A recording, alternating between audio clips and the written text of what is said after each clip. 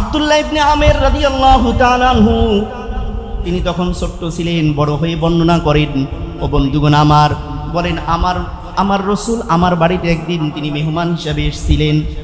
আমার মা ওই সময় আমাকে ডাক দিলেন, আব্দুল্লাহ আসো আসো, এই দেব সেই দেব। আল্লাহর নবী বলেন, হে আব্দুল্লাহর মা, তোমার হাতে কিছু আছে নাকি? বলে, হ্যাঁ আমার হাতে খেজুর আছে।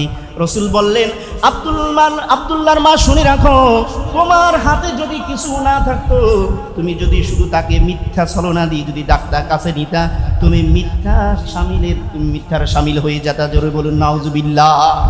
আব্দুল্লাহ ইবনে আমের তিনি বর্ণনা করেন বড় করে। তাহলে আমরা কি সেটা করি না? অনেকেই করি, বাবা কেঁদো না, তোমাকে গাড়ি কিনে দেব, তোমাকে খাবার কিনে দেব, মজা কিনে দেব, আসো আসো।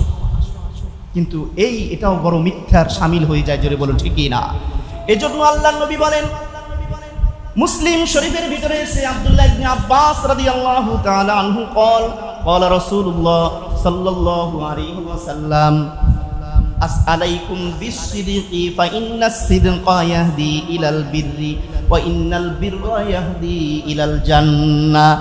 আল্লাহর নবী বলেন, আলাইকুম বিসসিদকি, তোমরা তোমাদের উপরে সত্যবাদীকে, সত্য কথাকে আবশ্যক করে নিও, তোমরা সর্বদা সত্য কথা বলো। আলাইকুম বিসসিদকি ফাইন্নাস সিদকা ইয়াহদি ইলাল বিররি, কেননা সত্য কথা মানুষকে পুণ্যের দিকে নিয়ে যায়, ভালোর দিকে নিয়ে যায়। ওয়া ইন্নাল বিররা ইয়াহদি ইলাল জান্নাহ, আল্লাহর নবী বললেন, দেখো এই ভালো কথা ভালোর দিকে নিয়ে যাওয়াটা তোমাকে একদিন না একদিন জান্নাতে নিয়ে যাবে। জোরে বলুন সুবহানাল্লাহ। কেমন কথা বন্ধুগণ আমার, আমরা কোরআন থেকেই পাই। কোরআন কারীমের ভিতরে আল্লাহ পাক রব্বুল আলামিন সেই কথা বললে দিলেন যে যারা সত্য কথা বলে, সত্য বলার কারণে আল্লাহ পাক তাদেরকে জান্নাতের মেহমান বানাবে। জোরে বলুন সুবহানাল্লাহ। আল্লাহ বলেন, قال الله هذا يوم ينفع الصادقين صدقهم لهم جنات تجري من تحتها الأنهار خالدين فيها أبدا। আল্লাহ বলবেন, قال الله هذا يوم, আজকে এই দিন, ইয়ানফাউ সাদিকিনা সিদকুহুম, সত্যবাদীদের সত্যবাদিতার প্রতিদান পাওয়ার আজকে সেই দিন। জোরে বলুন সুবহানাল্লাহ। কি প্রতিদান দিবেন? লাহুম জান্নাতুন তাজরি, আল্লাহ পাক রব্বুল আলামিন এই সত্যবাদীদেরকে সত্য কথা বলার জন্য মিথ্যার আশ্রয় সে নেয় নাই।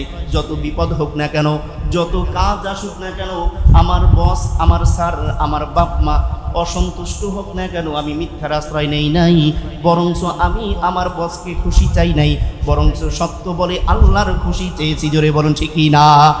এজন্য আল্লাহ পাক রব্বুল আলামিন তিনি ওয়াদা করলেন, ঘোষণা করলেন, লাহুম জান্নাত, আমি তাদেরকে জান্নাতের মেহমান বানাবো। সুবহানাল্লাহ। তাহলে সত্যবাদী, সত্য আমাদেরকে মুক্তি দিবে আর মিথ্যা আমাদেরকে ধ্বংস করে দিবে। এই জন্য আমরা আমাদের ছোট ছোট সন্তানদের বেলাও সত্য কথা শিখাবো ইনশাআল্লাহ। বলি কি, শুধু তাই নয়, লেখার ক্ষেত্রে দেখবেন এই যারা এখানে শিক্ষিত বাবারা আছে, শিক্ষিতা মা যারা শুনতেছেন, তারা সন্তান যখন বড় হবে, তাদের ভোটার আইডি কার্ড করবে, জন্ম নিবন্ধনের কাজের কাজ করবে, তখন সন্তানের 10 বছর বয়স হলে 8 বছর দেয়, 7 বছর দেয়। কেন? সন্তান বড় হয়ে চাকরি হলে চাকরির মেয়াদ বাড়তে থাকবে, বেশি চাকরির সময় পাবে। এটাও মিথ্যার শামিল হয়ে যায়। জোরে বলো নাউজুবিল্লাহ। আছে কি নাই?